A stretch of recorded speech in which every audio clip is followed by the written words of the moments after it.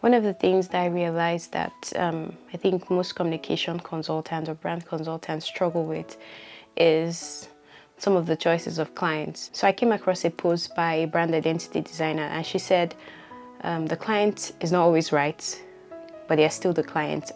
And that's so profound because sometimes the choices by our clients, what they want, doesn't necessarily match what should be done professionally. But at the end of the day, when you work with clients, your goal is to help them, build their vision or reach their target audience.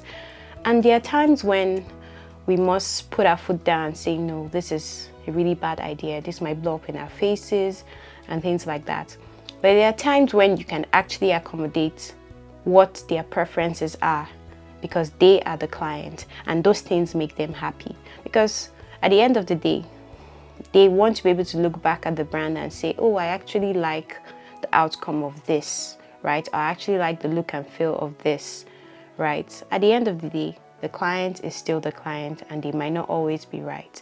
But we must always remember, as communication professionals or brand identity designers or people that work across the large spectrum of communications and media, that your service does not necessarily have to be what you had hoped to achieve with the brand, but as long as the service rendered is done well and the client is satisfied and happy, you've done your job. Because you might not always have creative freedom or creative liberty to do, make choices for the brand and do specific things, right? Sometimes they tweak so much and say, oh, they want it to be so simple or they want to be more complex, and at the end of the day, the look and feel of the brand over time might not be exactly as how you've envisioned.